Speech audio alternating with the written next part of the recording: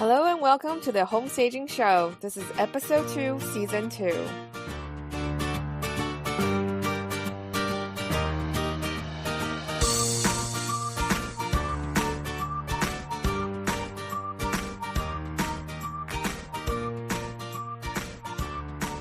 Hi guys, welcome back to another episode. Today's episode is sponsored by EcoJo, the eco-friendly St. Joseph statue home selling kit. I want to do a quick shout out to one of our new listeners, and I want to apologize in advance if I butcher your name. So it's T-S-I-T-S-E-R, Sister Brigman, and thank you so much for your new review on iTunes. And you said that I've been researching the field of home staging for many months and have read more articles, blog posts, and website entries that I can count. Cindy offers more valuable information and insight into the field than I've been able to find anywhere else. Her podcast is informal and easy to digest. She knows what newbies need to hear and offers it freely. She has obviously put a lot of thoughts into what she's giving, plus she offers other free resources, ebook courses, and an avenue of support by being willing to answer your questions. I'm grateful for her generosity. Cindy Lynn, I just discovered you today and subscribe to your podcast with no hesitation. Thank you. So thank you so much for your compliment. It's really nice to hear that the content has been very helpful to you. And I'm very happy to hear that you feel supported. And I'm very glad that you dig the informal aspect of this show. I'm not a super formal person. And one of the things I talked to our producer about is I really don't want to do a lot of edit for the show because I feel like that comes across very stiff and very formal. We do a little bit editing to take out some or sometimes in general I'm totally brain dead and can't talk anymore. So we do edit those parts out. But in general, I don't want to do a lot of edits because I really don't want it to come off very, very just not authentic to you guys. So I do feel like it is also important that you feel the content is accessible to you. Sometimes a lot of times it is difficult to explain something that we do as a living because we feel like it's very common sense to us. So when it comes to explaining it, it might not be as clear as possible for most people who don't do it for a living. So thank you for that feedback. And I think traditionally a lot of people feel what they do are highly proprietary information, but I personally feel that, especially since now we have this thing called the internet, it is so easy to find information out there. It is much better to just be transparent with our consumers and be upfront and honest about the process, and this way it builds trust and understanding with the consumer and also with other people in the industry. And I do feel like it is really important to educate our consumers because there are actually a lot of nuances that go into home staging, even though it may not seem like it. And that's not just home staging, that's pretty much across the board in every profession. For example, even for like professional movers, you might think what they do is very easy, but it's actually very difficult and hard work. You are basically using your body all the time, and it's very important to learn how to leverage certain strength that you have, or maybe it's a certain way you handle the boxes and stuff to save you energy and save your back while you're moving items. So just things like that. A lot of times as professionals we have little tricks and hacks that we can share with the consumers to just make your life easier. So thank you so much for your feedback. And as usual, if you guys have any questions about home staging or styling, please definitely visit our blog and websites, as well as using the comment section of the show notes or our private Facebook group to ask your questions. As the market starting to cool down, we will have a little bit more time to develop more content and more, and also stepping up the interactions in our Facebook group. I know it's super quiet right now, but good things are coming, I promise. We're doing a lot of behind the scenes stuff, and that's why we've also been very quiet on the blog as well, because we're kind of trying to figure out what would be a really good direction for us to go in 2016 and to be able to present you more content and more relevant information for your home sale. And speaking of the free ebook, thank you so much for bringing that up. We have a free home staging roadmap ebook that we just put together that is free for you to download. It has about 6 or 7 of our most popular blog posts. I feel that that's the most relevant to somebody who may be new to home staging and who's not familiar with the process. So if you're a homeowner who is looking to put your home on the market, I would suggest to download the free ebook. Um, and I know they are blog posts, but we actually have spent time to rework and re-edit everything and update the content a little bit and pull it all together. It is also free again, so feel free to hop on the website and download it. You should see it on the front page of our website at stagedformer.com. STAGED number 4 MORE.com. So for today's show, it's actually going to be a little bit longer than usual. I interview Cathi Hargaden, who is a Feng Shui expert based in UK, United Kingdom. And she has been teaching and consulting in the art of Feng Shui for the last 20 years. And she has taught workshops in universities, undertaken demonstrations at showrooms, Selfridges, which is this high-end retail store in the UK, hospitals, and visit over 1,000 homes and offices as a health professional and a consultant. I think it's very important to talk about this, and I know Feng Shui can come across very woo-woo or superstitious or very abstract, but it's something I personally grew up in and believe in. I grew up in Asia, so I grew up with a lot of this stuff. There are people who don't believe in it at all, like personally, like my dad, he does not believe in any part of it really. It is pretty much really ingrained in our tradition, so he does go through the motion, but he actually doesn't really practice any of it, and he's kind of against it actually when my mom tried to do it for our home. And there are a lot of people like me who are not like super hardcore practitioners, but see the importance in it and do practice a little bit of it. And it is kind of fascinating if you watch Real Estate Show in Taiwan.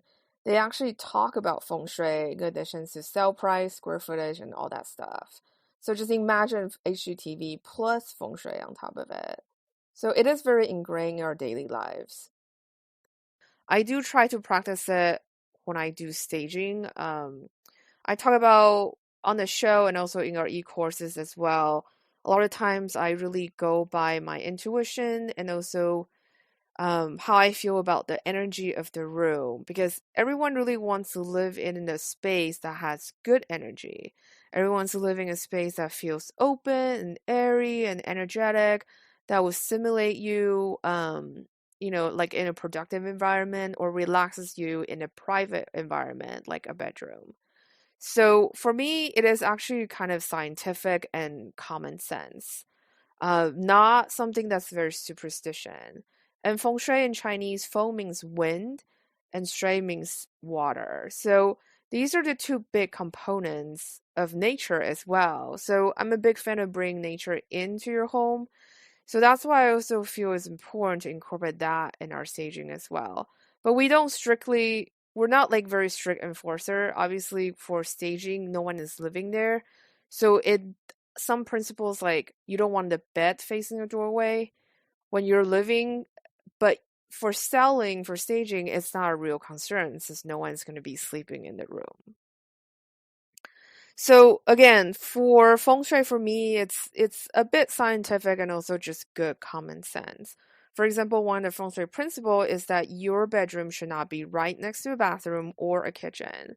It really has to do with common sense for me. The way I understand it is that they don't want you to do that is because most of the time kitchens or bathrooms are heavy foot traffic areas and also have odors, whether they're really nice smelling things or not so nice smelling things.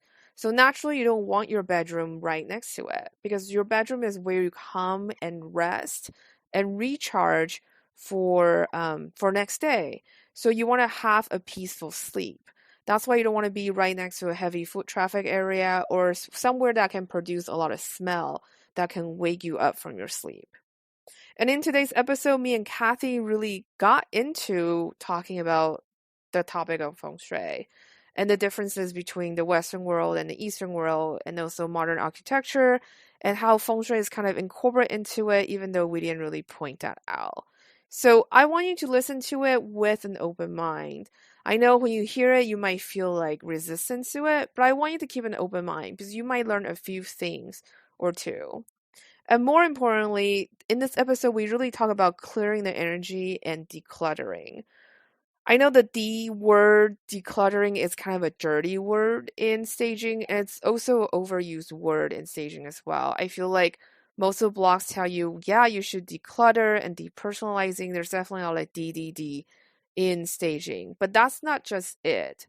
Although decluttering is going to help you a lot in the preparation process. And that's why I feel like it is warranted to have a conversation about it, but in a positive way and not in like a negative way. So all these are ideas that I personally believe in and I feel like it's important, whether feng shui is for living or for selling. So without further ado, here's today's show. And I hope you enjoy it.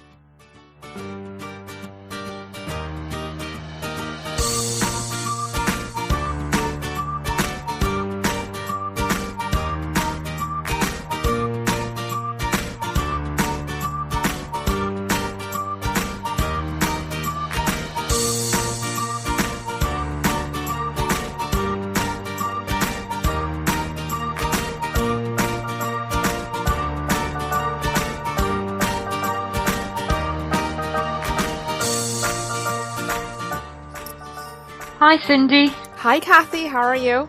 I'm fine, thanks. How's everything? Yes, I think it's only 10 o'clock in the morning there, isn't it? Yeah. How about you? It's 6 o'clock. Oh, okay. So thank you so much for being on the show. I really appreciate it. That's okay. It's all right. Yeah, I'm really looking forward to it, actually. I'm really excited because I've always wanted to have someone to come on and talk about feng shui because I grew up in Asia, so it's something that I grew up with. But for the Western audience, some people really believe in it. Some people think it's totally woo-woo, and they don't necessarily like it. But I really would love to get someone who's expert at it to talk about it. Yeah. Well, those same people who are skeptical, they're probably the ones who are desperate to go and live somewhere nice where there's lots of green grass and trees and beautiful surroundings, and that's called feng shui. Who wouldn't want to live where there is some nature and there is some nicer surroundings as opposed to concrete and cement where there is very little joie de vivre or life, really? Yeah, exactly. You know? And then I want to start by asking you, can you tell us a little bit about yourself and how did you get into feng shui? Sure, no problem. So, do you want me to tell you now or? Yeah, please. Yeah. Okay. Well, basically, I'm a health professional and also I have been a radio journalist. And I've lived all over the world. And my own journey was demonstrating to me at a very, very early age how environments actually shape the architecture of your inner house, shall we say. Mm-hmm. So my example is that I'll never forget as a young child, though coming in and out the hallway, playing with the kids in the street, that I heard this like very soft, very sweet sound. And it was, when I looked up, it was this little tiny glass chime that my mum probably would have paid $1 or, £1 for. At those days, they were made in Taiwan. But the sound was very resonant with me in terms of it took me to a different place, possibly an Oriental place. I mean, I would not have known anything about the Orient from my background. And also, as a kid, I grew up playing in derelict houses, and I often used to think, well, who lived here, and why is it like that, and how I would do it, and how I would design it. And then, as a health professional, I've been in and out of over 1,000 homes as well, and I see how people structure their environments to often match the energy that they are resonating themselves. And sometimes it's not always the best. Mm-hmm. So it's not elevating, it's actually keeping people in bondage and stuck where they don't really want to be. And especially when it's around health. And then as I've traveled all over the world, I've been to the East, the Far East, the Central America, and Europe, and India, South India. And you can see how there's, I'd like to say subtle influences, but sometimes they're not subtle. These influences are very obvious, but they're having a subliminal effect upon us all the time. So, in terms of colour, you go into London, you'll see a lot of people predominantly wearing things like black, blue, green, that the environments are very drab. You go to somewhere like Guatemala or India, the colours, that's just of the clothes, but the architecture, there's a lot more roundness, there's a lot more curvature to it. In the bigger cities, the inner cities, London, New York, you have these, huge straight squares of glass and metal, and this can be quite harsh on the psyche and on the emotional aspects of the human architecture, I think. I agree with that 100%. I think it's so interesting that you mentioned how you live really reflect on your external environment and vice versa. I live in the East Coast for about a year, and I feel like my personality changed a little. It was a little bit harsher, but I also had the feeling it has to do with I think the weather in West Coast in the United States is a little bit harsher. You definitely get a huge snows and stuff. Where in California, it's pretty gentle all year round. So people out here in the West Coast are more relaxed and stuff. I definitely noticed a personality change. I was definitely tougher. The way I dressed was a little bit different too. And I also love that you mentioned about the house, because I see that very often, especially when I go into a house where they're selling the house because they're getting a divorce, or even just had a recent death in the family. And you can actually feel it too, especially people who just passed away. The energy in the house feel very stifling, almost you can't breathe when you walk into it. It's actually very, very fascinating.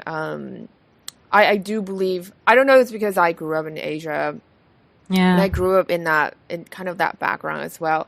I do feel that there's an energy when you walk into the house, and that translates to how I stage as well. That's why I was like, with floor plan, you always want to be open and welcoming, because that also show your visitors that you're opening your arms and welcoming them. Yeah, and the other side of it is that which is unseen, invisible.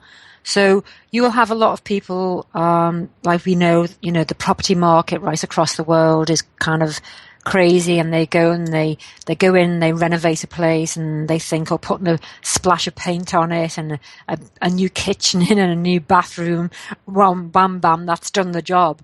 But what they don't understand is that there is an essence of a pattern there. There's a patterned energy of previous occupants, which is why the Native American Indians as well, they would never ever choose to live on the land without cleansing it first, and when they're leaving it, they're cleansing it. It's not only an honor of the land, but it's also realizing that we all leave behind patterns through our thoughts and our feelings. And just to take it a little bit higher is that if we've got moisture in the air, if there's moisture, which we can't see, but it's there in the air, then water holds memory. Now, I didn't even do physics at school, but I have since understood that all water, which is why you see a lot of these films, she came from beneath the deep water, because water holds the memory of what's happened in that environment.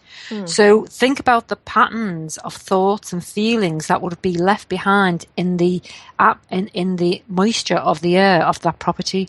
Now, if you don't cleanse it, someone else is walking into that pattern. They can't see it, but they may be able to feel it. But most people, are not using their sixth sense these days, because they're being distracted so many other different ways that to center themselves is very difficult. So they don't pick up on that until it's too late, and they do find themselves having a divorce or losing their job or their money suddenly being swiped.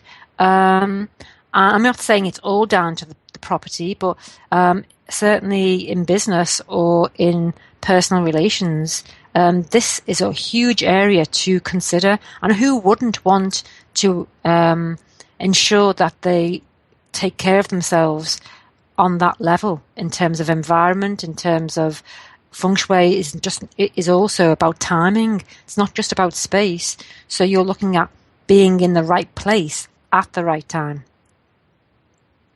That's really fascinating. I was going to ask you about space clearing later on the show, but I think you're starting to talk about it. So can you tell me a little bit more about space clearing and like how, like, is there a ritual that you do all the time? Or, you know, if somebody already moved into the house, they didn't do a ritual, like what can I do to clear this space? Okay.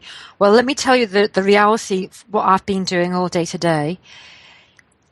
And it's unbelievably emotionally tiring. And that is, I've come into somebody else. He happens to be a friend of mine.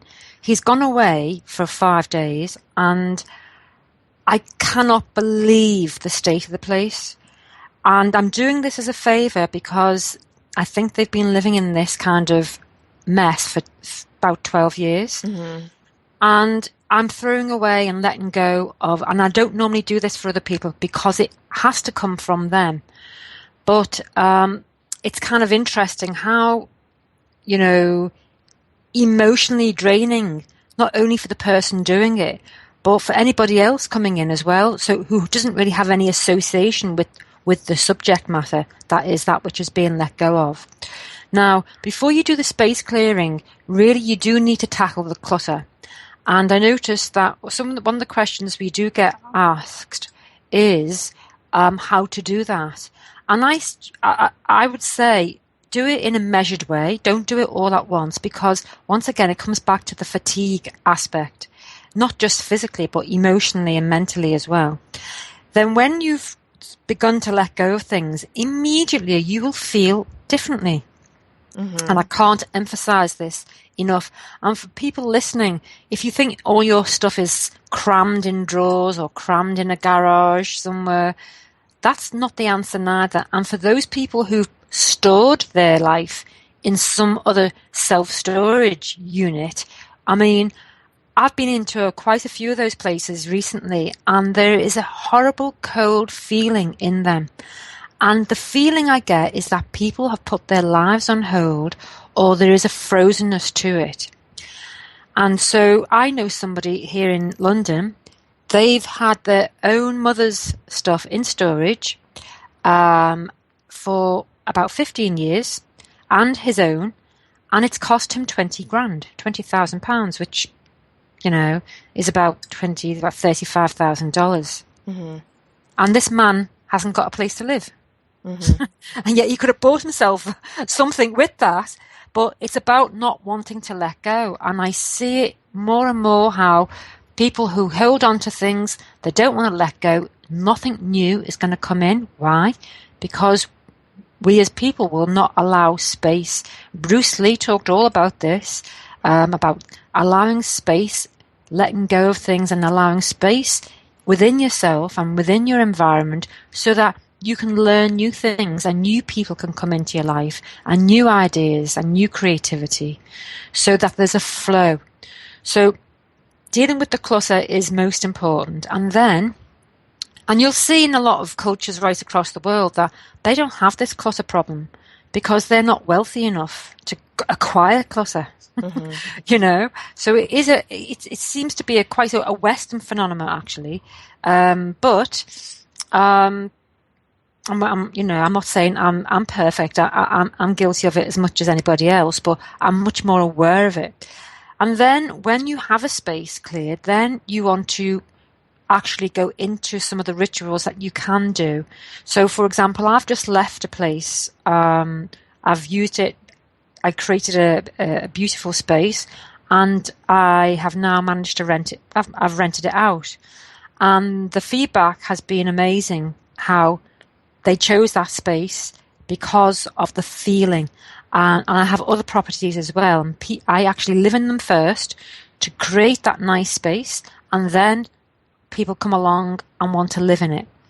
Obviously, they create their own energy subsequently. But the space clearing is very important to, and you can use this through a number of elements because the 5 elements are critical foundations to understanding Feng Shui. So those 5 elements are earth, water, fire, wood, and water. So you can use rituals all related to those elements. So you can use water for cleansing.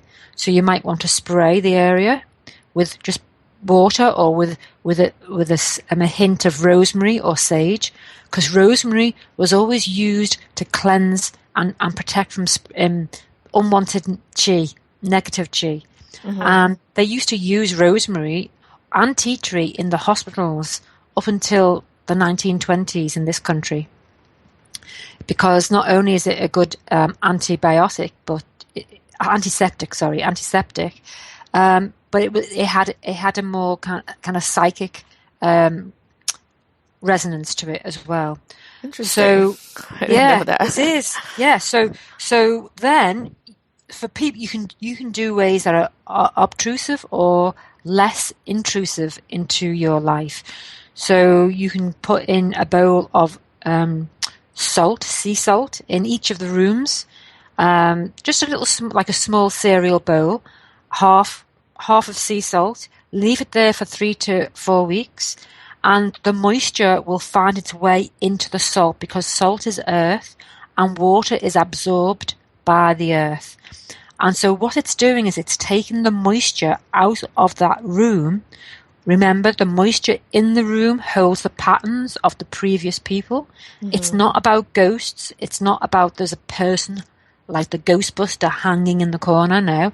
It's just patterns. If you look at nature, nature also creates its own patterns, whether it's through geological structures, rivers, mountains, icebergs. They all have, and right down to the ice crystal. The ice crystal also has a pattern. If you look across all the religious cultures, the architecture all creates a pattern. All those patterns all come back to a centrifugal focus. And so it's the same for these patterns. But these patterns might be a little bit more spurious and not holding the kind of frequency one would want to actually grow into or live.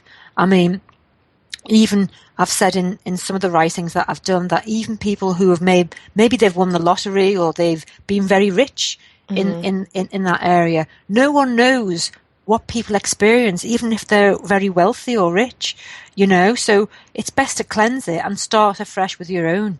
And so that's just another way you can do it, is have bowls with vinegar and a sprinkle of lemon in each room, so they act as an astringent to break down anything in the atmosphere. Then you've got the more obtrusive, where you use incense. I have lots of Indian friends, and I've lived in South India and North India, where they use the incense in and around the corners. Rice used to be used at weddings because it was a way of cleansing the path for the married couple. Oh, so it's the same for. I've used it for one client. I put down all the rice, loads and loads of rice all around the skirting boards and in the corners, and I've left it for a few days. Nobody was living there at the time, and then I've gone back and hooved it all up, because the rice will absorb any slow, malevolent energies in and around the corners where a lot of things are not actually stirred very often. But traditionally, that's why rice was used. Also, rice was a symbol of wealth, because rice was food in China. So a bowl of rice was like, well, you're doing well, aren't you? It's all relative. I mean, a bowl of rice would be sniffed at perhaps in the West, but it's still very, very, very key to people's survival in China today. Despite the onset of a lot of wealth, a lot of people have also found themselves in sudden poverty, and a bowl of rice would do fine, thank you very much. So rice has always been a significant symbolically to prosperity and wealth. That's pretty cool. Yeah, definitely it's a big part of the culture. I remember when I was growing up, we would watch these Chinese zombies movies, and the guy, I don't know what the official name is, but the monk would basically spray like they would basically throw these rice at the zombie to like defeat Oh, them. It's kind of funny. all right. It's a huge part of rituals actually. We like traditionally we have rituals to pay respect to our ancestors. There's actually holidays designated just for that, to like for us to go back and visit the grave. And obviously rice is a big ritual. We also have a ritual for the dead as well, every July for the lunar calendar. It just finished actually. And yeah, like rice is definitely a huge part of that. Like be a part of offering or, you know, for good luck and stuff like that. So it's Well, very interesting. it's also in the I Ching and in Feng Shui that the tradition of always orientating the graves for your ancestors and Hmm. honoring them, and in the property itself, honoring them in the East, um, was always an indicator of your future prosperity.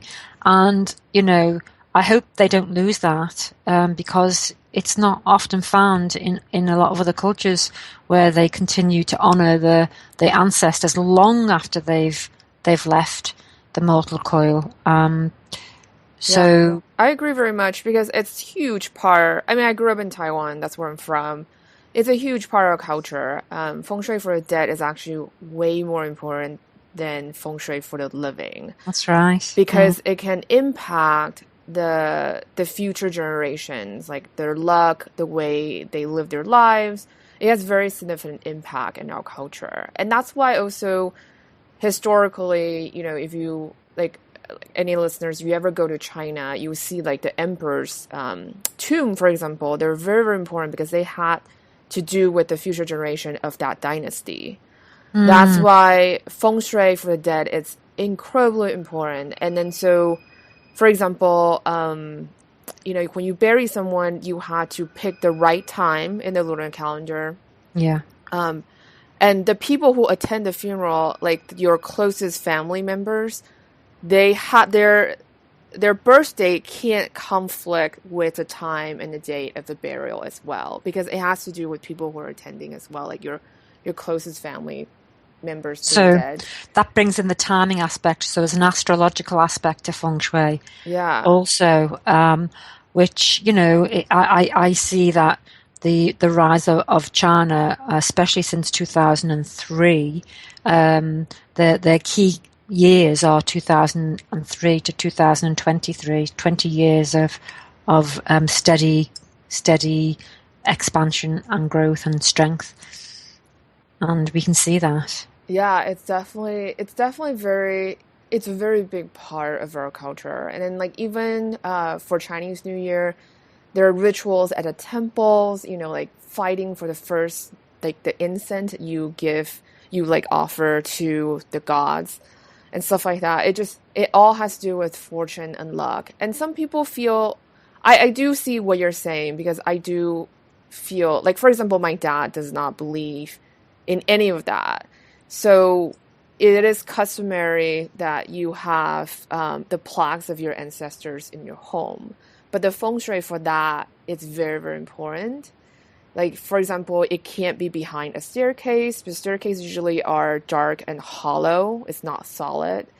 It can't be next to a bathroom because the bathroom has a lot of like a negative energy because it's Mm, where you do elimination, right? mm, Usually they're damp and you know, a lot of mold growth and stuff like that. mm. Um, it has to face out or like a certain direction for you to like basically expel the evil spirits. Like my dad doesn't believe in that. So like our ancestors' plaque in my parents' house are actually in a pretty bad location.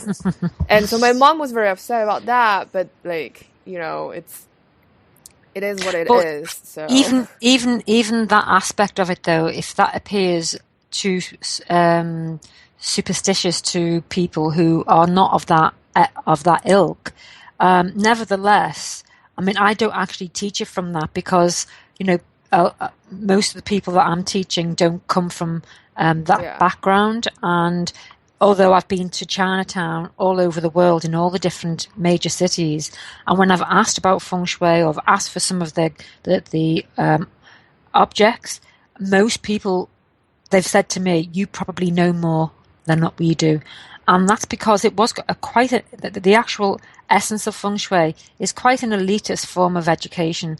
It was actually the domain of the monks. The monks knew the secret of feng shui, and they relayed that to the emperors. And the hope, but what I like about it is that it's relayed back to the Book of Change, which is a philosophy about how, the shifting sands of time in our lives, nothing stays still, and it's knowing when to make that move and when to stay still. And also, irregardless of the ritual of space clearing or the letting go of the clutter, the reality is that we all know that when we go into environments that are balanced, they have a little bit of water flowing, maybe a fountain, and they have some plants that are thriving, and there's some red, maybe it's a flower or it's a vase, and there is some focus in that environment. We know that we feel better around that kind of environment than something that is heavy, negating, is not elevating the energy at all. And I have been in enough places to know, I come from an inner city in the UK where I actually made diary entries at a very early age about how the brick walls and the rain on them were depressing, and that it felt like the world was closing in. You actually couldn't see the sky at times because there was so much built up areas. Mm-hmm. So this is impacting upon everybody subliminally or very obviously. And, is it any wonder that if you think about it, people who do have the money do afford themselves lots of space, lots of water fountains, lots of greenery, nature, colour. So it's kind of interesting how all our environments are impacting upon us all the time. And it's about taking control of the environment you spend the most time in and allowing it to lead you, as in yourself, where you want to go. So whether that comes down to what you have on the wall, what's it saying? What's the impact on the wall of that picture? What are the colours impacting? What about the aroma? I mean, I've been in so many homes, and especially homes with dogs. I mean, it's quite distasteful sometimes. So, we can either, when we have a nice aroma, we can go in, we feel expansive and, we feel different compared to something where it's very off-putting and you actually want to turn around and run out the house. So all the angles of colours, design, aroma, sounds.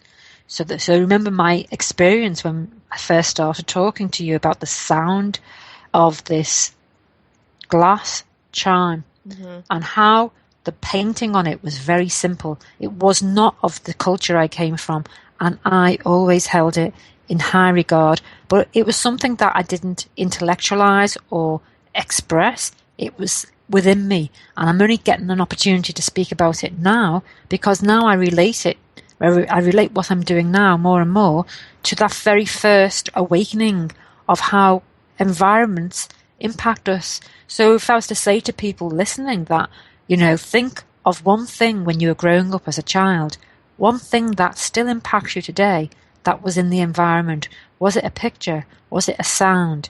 Even Proust writes about the amazing aroma of certain biscuits. The smell actually never left him throughout his whole life. And we all have those aromas, but culturally we all have different kinds of aromas, so they have different meanings to us all. So be aware of the aromas you do use. What is it you're trying to entice into your life? If you've got a business, a corporation, an office, what kind of aroma have you got out there that people would be offended by or enticed by? What kind of colours? Is it any wonder that people like Google and Apple and big shops like Macy's and Selfridges and John Lewis, they they have employees that are are working in very bright environments, colours, um, big huge cushions to relax in, and it's because when people are relaxed, they actually are more creative. They actually create and they come up with these multi-million-pound ideas. Mm-hmm. And that's why it's fostered. That's why that kind of environment is fostered and architecturally designed so that the mind of those people and their emotional architecture actually engages in a way that actually makes them all their money. Mm-hmm. We like money. Trust me. Well, That's awesome. I mean, the thing is that if that's what brings out the ideas, then why wouldn't you enhance the creativity of those individuals? However, in some institutions, people, they don't want people's creativity. They want people to be obedient and follow the procedure and do as they're told. So those environments would be predominantly very magnolia painted, and there would be very little on the walls to really like cubicles and all that. Yeah. They're all about being cut off, being isolated, not connecting, and not having much there to suggest growth, and not much there to elevate the spirit. So you can hear it when we have phone calls from India or the Far East. You know that people are contained in small boxes, and the human spirit wants to always, always, always transcend any boxes that it finds itself in. And for me, the one way that people can do it in a way that's as cheap as possible is to subtly put in, or obviously put in, their environment clues, put in things that are actually going to remind them what they need to focus on or why they're turning up to work. It reminds them this is why they're doing what they're doing. So they gain some focus and some goals. And I mean, it's not necessarily a career orientated thing. It could be, as easy as having a dining table and having pictures around of people at a dining table, like Renoir, perhaps, all enjoying themselves. And these days, nobody comes to the dining table and everyone's having their dinner in front of a monitor somewhere. So, it's fascinating how the structure of the kitchen and the dining table scenario has changed as wealth and the economy has shifted people's priorities. Yeah, definitely. I think it's very fascinating you talk about corporate culture, because I think the traditional corporate setup is the cubicles. You want to cram as many workers into one floor as possible. And, I think people do rise up against that. And then where you are in the current culture, like the startup culture, is very much open and fun and really inspiring the creativity of it. And also, I think it's interesting because it reminds me of what I'd say about millennials. Millennials today, they really want to enjoy life compared to having a lot of money. For them, money is great, but it's not necessarily the chief motivation for them to take a job. So I think it's interesting because there's this huge wave of influence of startups, especially where I am in San Francisco Bay Area. Like, you can definitely see how that has changed. Even like the appearances of a city, the material is different, the feeling is different, the energy is different. So I think it's very interesting that you have mentioned that. It's fascinating, actually, that you noticing that as well. I'm meeting a lot of people, startups and entrepreneurs, and I was speaking to somebody today, and I was saying, don't forget to smell the roses on the way up, because don't wait till the end to smell the roses. Go and see the world, or do whatever it is that you want to do now. And environments will come and go, you know. It depends on. I've been in over 50 different offices working myself, and I've been in over 1,000 homes, and I've lived in Santa Barbara, California, and I've lived in a little one room in South India at a hospital. And, you know, I'm not saying one is right or one is wrong. What I am saying is that they bring out different aspects of my identity, what's in me. And that's what I've noticed about environments. So, you know, it's not about, oh, I only want to be in the best environment for the rest of my life. It's about actually, you know, putting yourself out there in a safe way as much as you possibly can, but to experience different environments so that, you know, you appreciate what you have, but also to realize that this is another way of living, and what does it bring out in yourself. You know, it'll bring out different types of things altogether, whether it's creativity, whether it's survival, whether it's simplicity. I remember being in Nicaragua as well, many years ago actually, and I got stuck in this place. They had a war on, and I had stuck in this place in Matagalpa, and I was sleeping in somebody else's house. There was quite a few of us because there was nowhere to kind of stay really. And I just looked at the intricacy of the roof, you know, and the geometry and that's what caught my gaze. If someone was to say to me today, Nicaragua, I'd think of the roof that I saw and how that was carved out and designed. So every different environment brings out something that you wouldn't normally be available to, and it's that being in that moment that you can discover something not only about yourself but about the people who live in that environment. I've been with the Maoris over in New Zealand, and last year I was on an Aboriginal.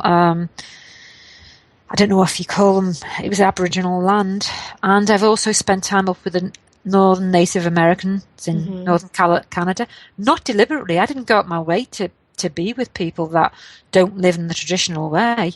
It just happened, and that is why I am passionate about Feng Shui, because I see that there is an essence of something around us all the time, and those who are still enough to pick it up will activate and act upon it, so that instead of some big corporations, either in London, Beijing or New York, dictating what we look at on the billboards, why not set up our own campaign within our own environments and choose to look at things that we prefer to look at, whether that be, you know, something in front of your office, a picture, or the words of a poet.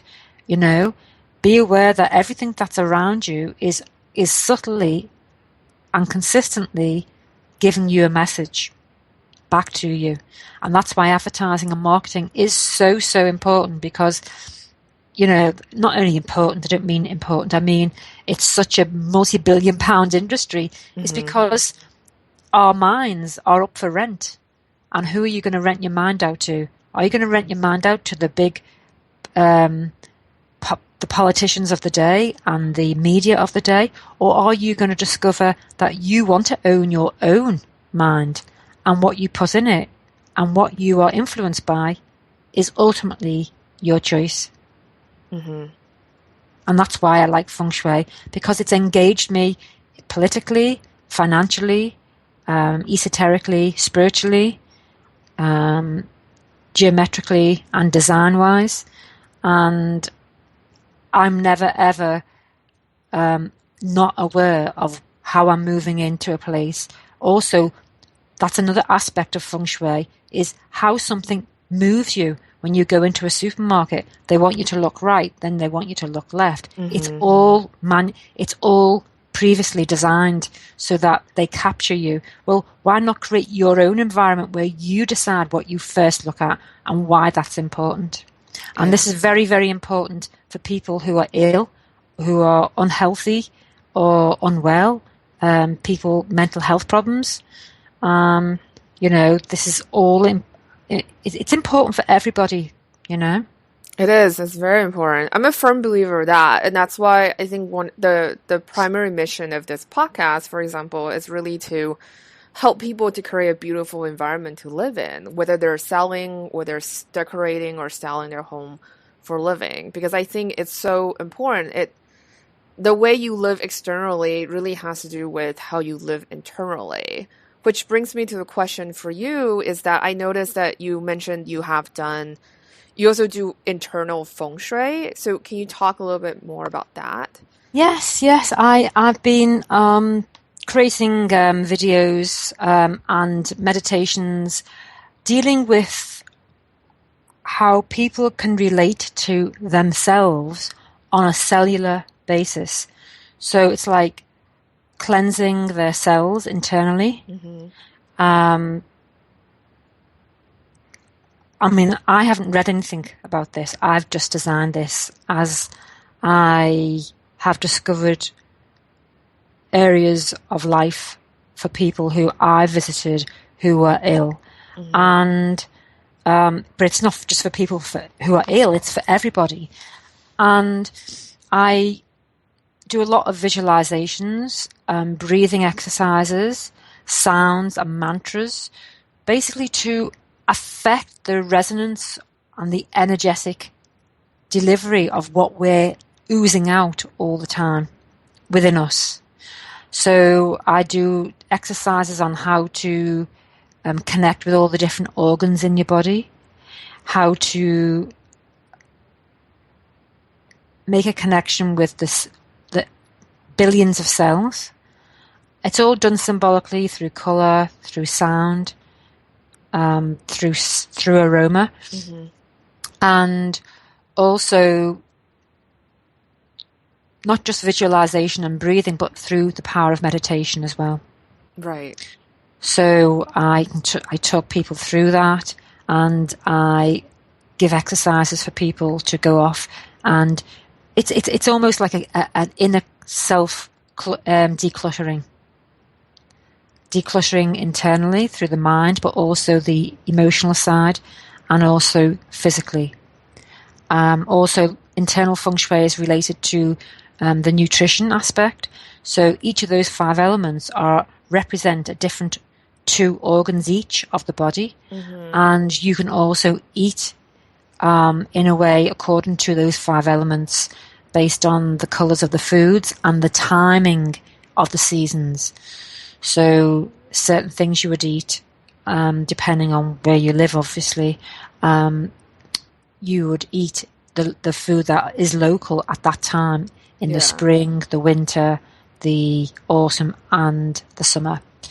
So they're all the different aspects of internal feng shui is an inner cleansing, nutritionally, psychically, psychologically, and spiritually. That's amazing. That's really good. I really love that. I've got some. I've done some. I've done individual visualizations on the different elements. So if you want to earth yourself, I've talked people through that. If you want to allow yourself to flow, how would that feel? If you wanted to get some fire in you, become active and passionate and get up and yang yourself, what would that be like? And I've used color and words and mantras for that. If you wanted to start to grow and reach out to other people, then I would be using the wood element, where the branches are growing and growing and the roots are becoming stronger and more foundational.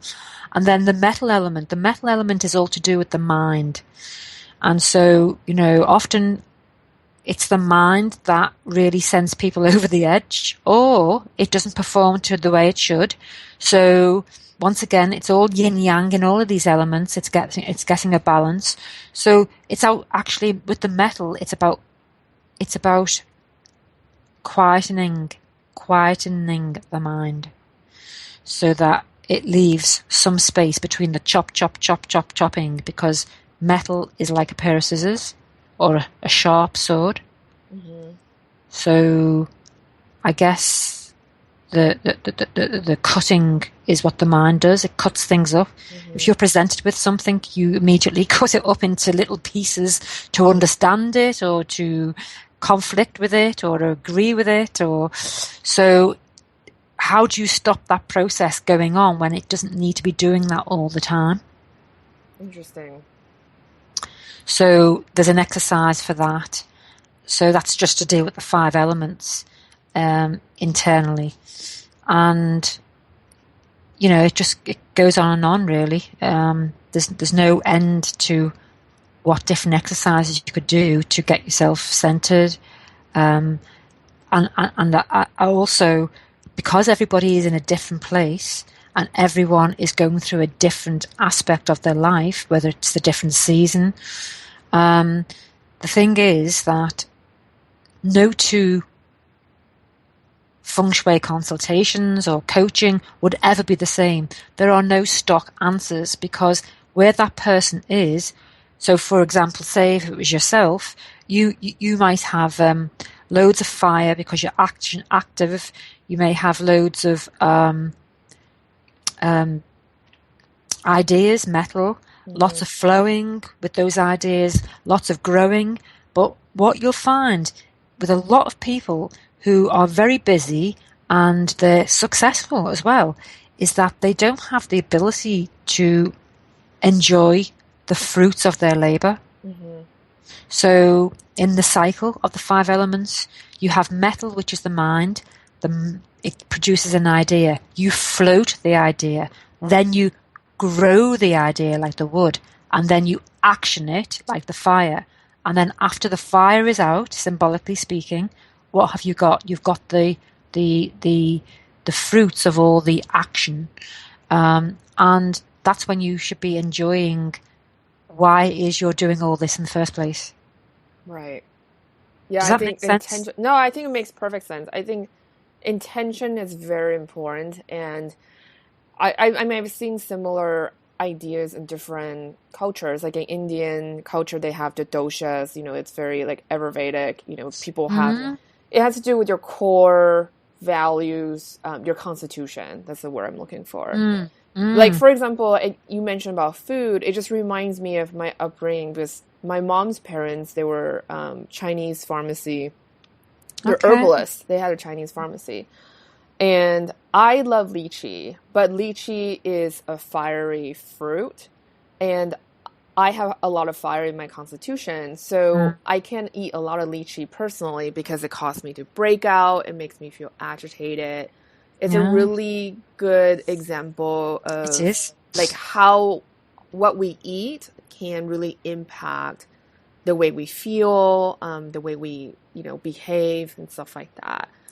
And can I just say, sorry, to just say there, you've just given me a thought also that, if you look at the huge amount of sugar that goes into our diet right across the world now, that sugar is white. And white is metal, and metal. What the sugar does to the mind is it. For me personally, I've actually seen this. Is it almost has similar behavior outputs as though one is taking cocaine. So once again, coming back to yourself, that too much mental inducing foods actually has an adverse effect. Do you see what I'm saying? So the metal element is represented by the color white. Fire is represented by red. Green is wood. Blue, black is water, and yellow, orange is earth. So the white metal sugar, of which people indulge themselves to a great extent, when there is a yangness of too much of something, that creates a total unproportionate imbalancing in people's diet, which causes them then to create outbursts of emotions and actions, which actually are not part of their nature, their natural nature. But like you're saying with the lychees, that can cause agitation in the same way that sugar does actually cause agitation and fits of outbursts that don't actually support that person. So that's why I'm coming back to the whole thing about it's individual. Like if you go into an environment, that person may need some red in the environment. I went into a millionaire's house, and everything was white. Even the flowers were white. Mm-hmm. Everything was white. And when I suggested colour, she completely snapped. And white is all about control. Because true. The metal is about control. It's about you have the mind controlling everything. And that's why when you get the cultures with the colours, they're a lot more emotional. Ah, I see. Think about it, Guatemala, Cuba, the Latin American countries, they have the ability to express another aspect of themselves that brings out the emotions. Now, maybe it might be too emotional for some people, but what I'm saying is that these colours, are an expression of an aspect of humanity that perhaps you don't see so much in the countries that don't have or display those kind of exotica or the colours. Yeah, I can definitely see it too. I mean, from a styling standpoint or decorating standpoint, a white interior is a very controlled environment. Like you really have to be very intentional to have an all-white interior because it takes a lot of upkeep. It's not something we'll recommend, for example, if you have a lot of children or pets, because white will get dirty very easily.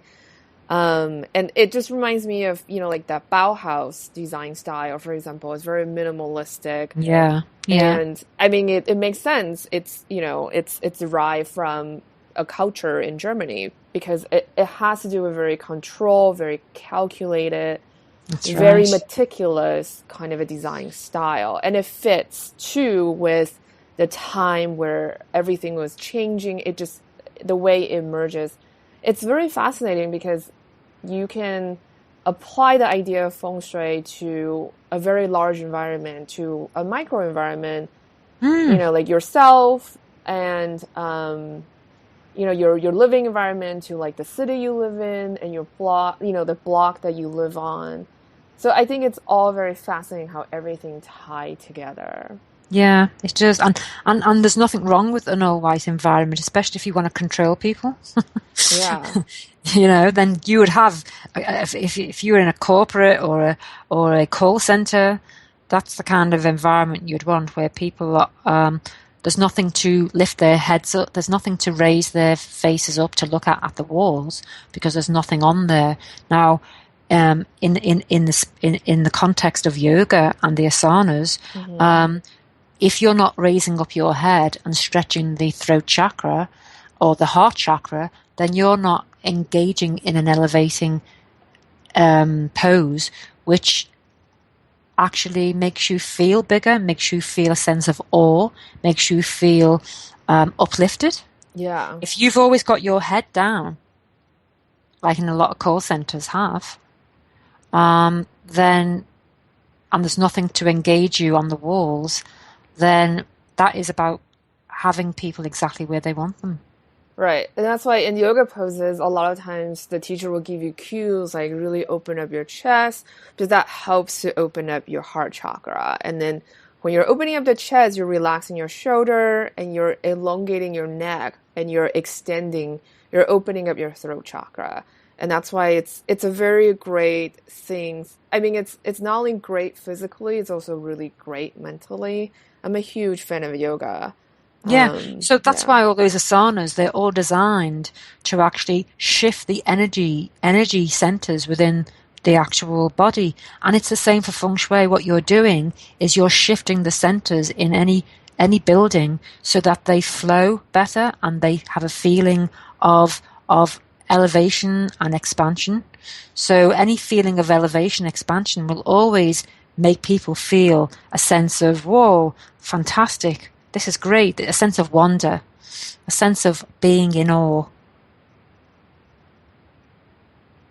People love that feeling.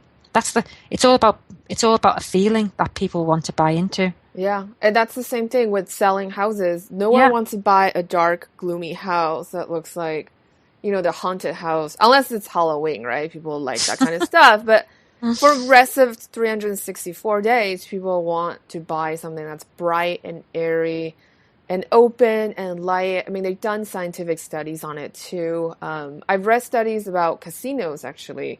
Mm. Back in the day when they designed casinos, they really want to trap you in as much as Yeah. possible, right? So you will spend more Yeah. money because, as we know, the longer you stay, the more money you will lose. Yeah. Yeah. So it was designed, if you look at old casinos designed in the 70s and 60s, it was very dark, very enclosed. There was not a lot of light.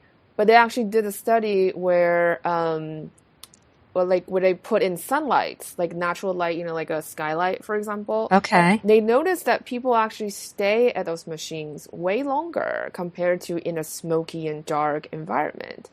And that's why you look at modern day casinos, there's actually a lot of natural light being incorporated, a lot of glass structures and stuff like that. It's because they realize that people are actually spending more money just naturally because they want to feel, like light. I see. They feel good. Yeah. Yeah, they Yeah. feel good. And Walmart done similar studies too, where they divided the stores up into natural lighting versus artificial lighting, and they found that the sales on the natural lighting side was much higher because it's this kind of subliminal message, like we naturally are inclined to go toward natural light versus the Mm. artificial light environment. That's very interesting. I've noticed with all the different stores we have here in the Yeah. UK that the one that I prefer is the one with the most lighting. We don't have a huge amount of natural sunshining light anyway, but but there is certain lighting in one particular supermarket which is different from all the others, and their aisles are much wider, and you can see how the movement, how you snake around in that Hmm. particular shop has a total different experience. It's not oppressive, it's not repressive, it's almost giving you the space to decide for yourself. And it's a totally different experience, and that's why, once again, how you move through your environment and your home, your office, how you move, what is it you see, what is it you feel, and you know, it doesn't have to have the latest, whatever is the latest in a building. It's just what is the feeling. So you can have you can have a modern kitchen and all the rest of it, but if it doesn't have that feeling, that people want to feel, then, it has an adverse effect. And I have sold a house within 5 minutes, and I've actually asked the person why, and one person said they liked the feeling, another person said that they liked the picture on the wall. Yeah, they like the picture on the wall. I mean, and so can you see how subliminally that they're thinking they're going to get the picture with the house, or the house comes with the picture, But there was a message in the picture, you see, so that's Yeah. why that engaged them, and in a way that was very universal and esoteric, and I've rented out properties where people would only love to have tenants in for years and years, because obviously less hassle, changing good clients, and often they stay because there is an energy from the very beginning that they want to initiate and have to start off with, and then it's their own energy from there on in. But this all has an effect upon selling, as you know, and buying and renting and letting property also, as well as commercial buildings as well. How many times have we seen buildings with the same business come in and out, come in and out? They fail repeatedly. Hmm. There's something in that room or building that is just not dispensed with with a financial muscle. It's got Yeah. it's got failure written all over it.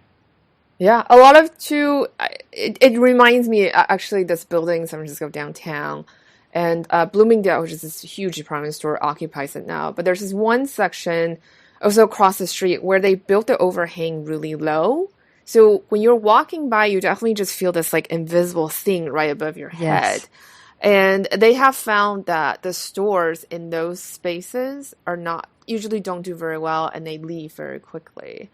And when I was studying green buildings, one of the lecturers said that if they had just pushed that overhang by a feet, that probably would have helped the occupancy rate much higher, because people don't want to feel they're oppressed when they're Yeah. walking around the space, right? Mm. Like even it's very Mm. subtle, we have our body has definitely some sort of spatial awareness. Mm. And this is why, too, with staging, I always say that you want to make sure it's like you're building an environment.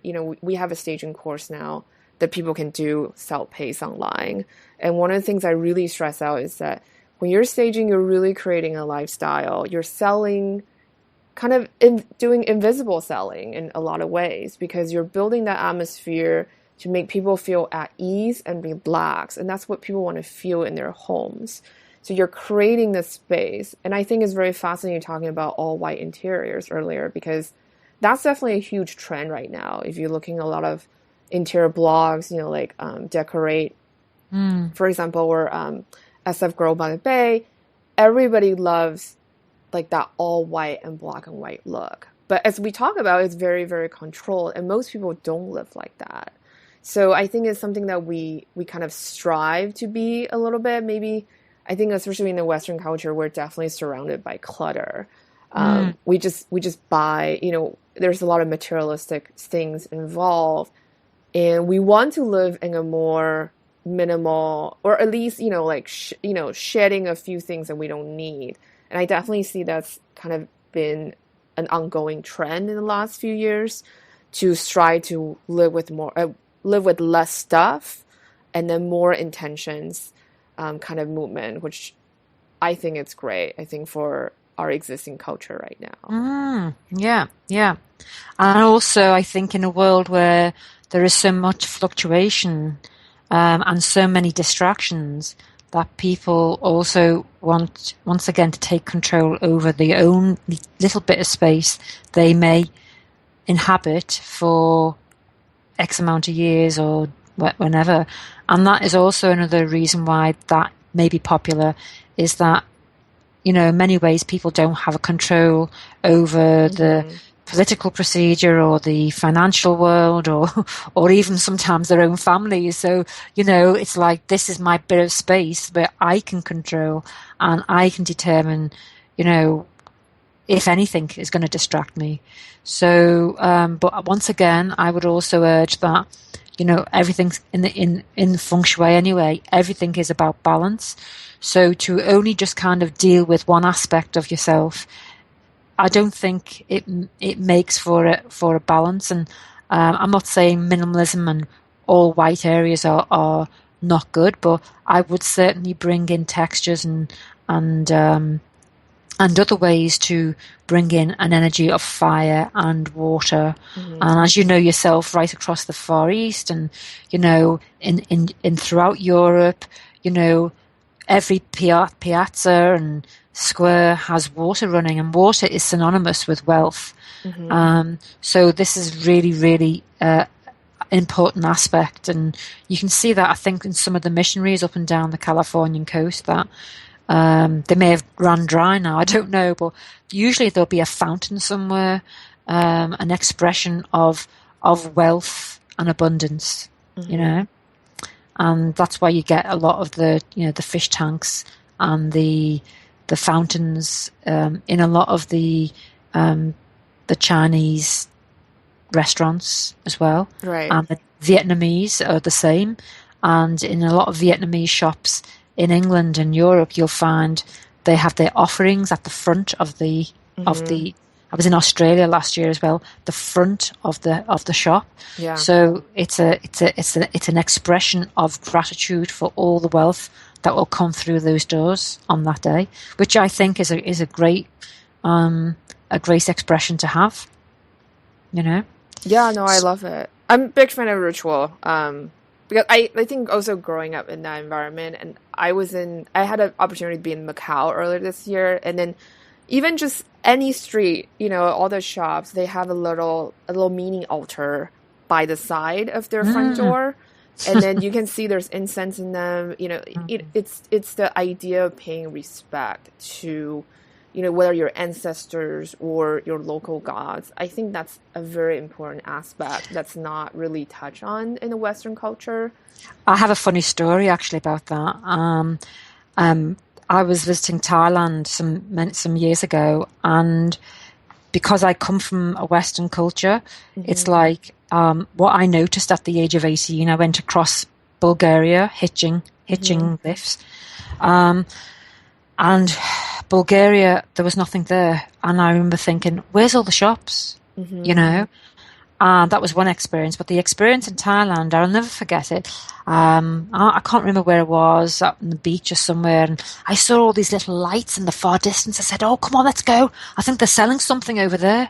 But when I got there, it was an altar, and it showed me right away where my own personal mindset was coming from. That, I'm so used to having shops and things for sale and, a Right. lot of the materialism. And then I spent time in New Zealand where, they don't need to go and shop. They don't need to go and be kind of titillated with things sparkling in the shops because they've got the whole array of the universe and nature on their doorstep to look at. So, it's the traveling and the different environments have definitely shown me where my mindset is.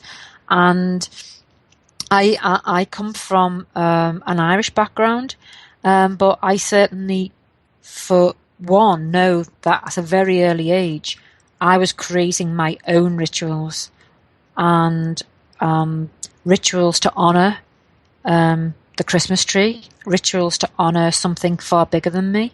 Even though I came from a specific religion, it went beyond the religion. It was something where the ritual gave me some kind of um, meaning. It gave me some kind of beginning, middle, and end, and it was a sense of surrendering to something far greater, but also honoring the land and the house and the environment and the Christmas tree at the time. Hmm. And that was a very early age, around about 7, 8 years of age. I was doing that, and and that's when I started to. I think most children, anyway, have a sixth sense of places and spaces they don't want to go into because they feel something, they sense something. Hmm. And I know I had that, and I think that every kid has it. It's just that it's beaten out of them Yeah. as they grow older, really. So, but I won't forget that, and that stays with me to this day. And that's why I think I'm very impassioned by feng shui because it's something that's been with me from a very early age, and that is the power of environments. I just, as I got older, realized how powerful that, symbols and colors and how the bigger players in the world, that is the organizations that are invisible, but they have a 99% effect often on how we view our lives and influence our decisions in life, and how that they manifest their control through symbols and how we move in our world through architecture, and Hmm. how also sounds are created from those very influences. So my agenda has always been to ensure that people take care of themselves and give their own agendas and take back their own power within their own environment so that it actually honours them as opposed to honouring something bigger that they don't know truly what that has a meaning behind. So that really is why I find it empowering. It's always been about empowering people on a personal level and making it individual, as opposed to there is no big line of things that you do and don't do. Often people want to ask me, "Oh, what do I do and what I don't do?" No, it's like each situation I go into or I see, I assess it based on the way that I've worked as a health professional holistically, what's going on in the mind, the spirit, the body, and the environment. And then, once again, seeing what needs to feed that person, and that is missing. So it's holistic. It's looking at it in a balanced way. And that's what the I Ching is all about. And also it's all about, there is going to be change. It's inevitable.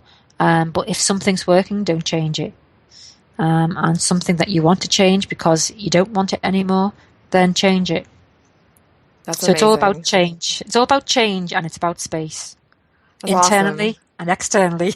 So we've been chatting for more than an hour. Oh my God. I know, I love Which is it. amazing. Yeah. I think this has been such a great conversation about Feng Shui and actually just how we live in our environment. So I've this one last question I always ask for our guests.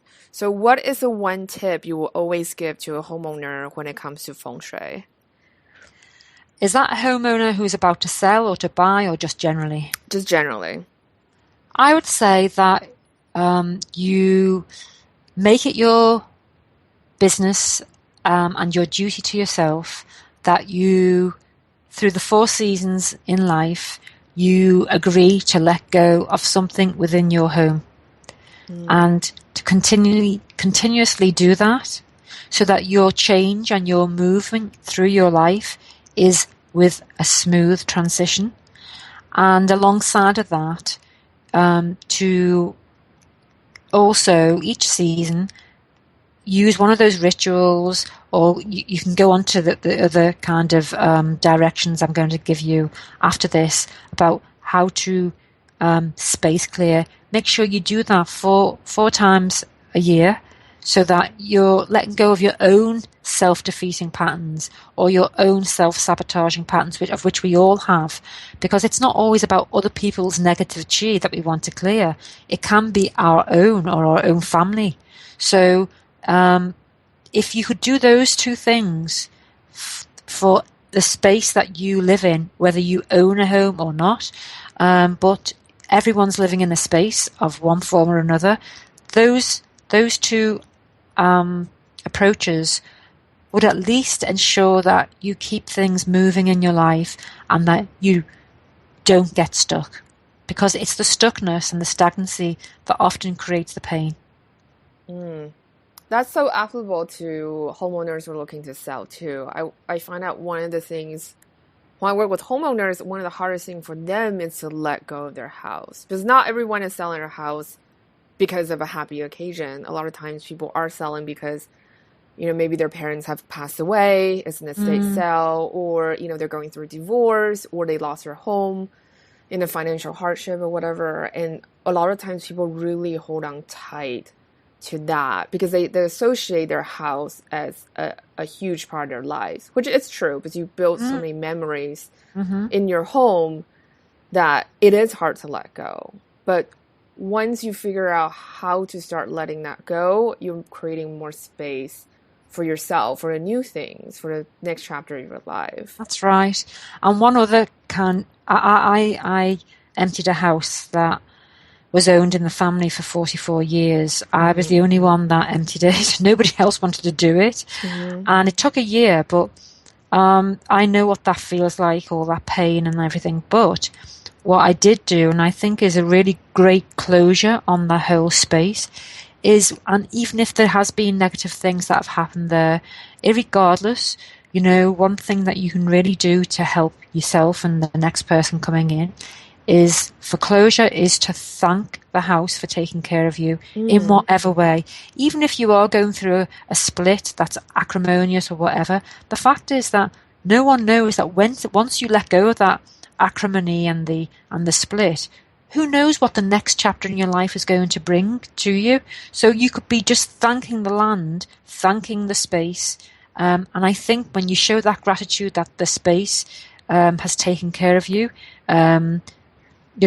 whatever way, that enables people to accept and acknowledge what they're doing, and then realize that it's time to move on. Nothing stands still, and we do not consume time. Time consumes us. which is what the I Ching is also about, is that we are, we think we're moving on, but really, it's time. Time, as the common expression is, time makes fools of us all. So, I mean, that may not be resonant for a lot of people, but you will one day realize what that means. and I see. and so what I'm saying is that, rather than go being pushed and shoved and scowling, is to thank the property for taking care of you and letting go, so you can move on to the next beautiful house or space that you're going to go Yeah. into. I agree with that so much. So thank you Yeah. so much again. It's been a fantastic interview. I can't thank you enough. Oh Thank you no, it's so been great much. talking to yourself, who knows and comes from the background in which it was initiated. It's a joy to I'll be aligned with people who really get it, and it just flows so much greater when people do actually resonate with that philosophy and with the ideas behind it. So thank you so much. I know it's late in London, so It's thanks okay. again for taking time out of your evening. I really appreciate it. And if anybody wants to know anything more, I do have some shows about.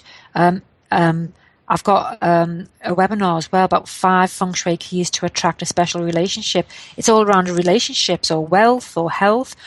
So www.fengshuimasteryshow.com. There are lots of interviews on there with other people about how to set up your environment and how to shift it. If you want to sell a property, but also to shift the energies of your own patterns.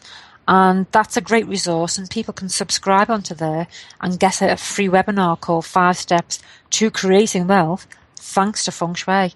And that is a great starter for anybody wanting to put these ideas we've been speaking about into action right away. That's awesome. I'll definitely link that into the show notes so people can have access to Yeah. it. So thanks again. Is there anything else you want to share with our audience? If there's any questions as a result of this particular conversation, I know we've had a great chat and, it's been great, but my personal email is wealthyspaces@gmail.com. I always welcome people who either want to challenge me or find out more or follow up on any services that I offer. I'm always open to that. Doesn't matter where you are in the world. I've traveled all over. I am an international person. That's awesome. So thank you so much again. It was such Thank a you, pleasure to Cindy. have the show. Thank you very much. Been great. Thank you. Have a good night. You too. Take care now. Okay, bye. Bye. Bye.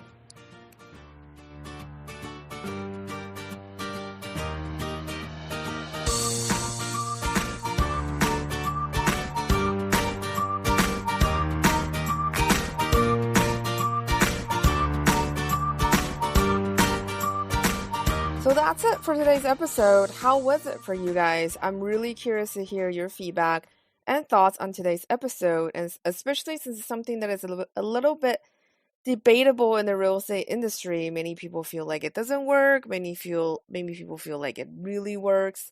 So I feel like, feng shui is a little bit like burying a St. Joseph statue, for example.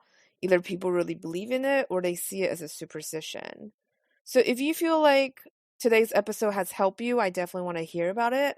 Or if you want to debate about it, I welcome you to express your opinion as well in the show notes or in our private Facebook group if you feel more comfortable there. If you like today's episode, please leave us a rating or review on iTunes and tell your friends. This will help us to get the show out there and bring more great content to you. So thanks again for listening today. Have a wonderful week and happy staging.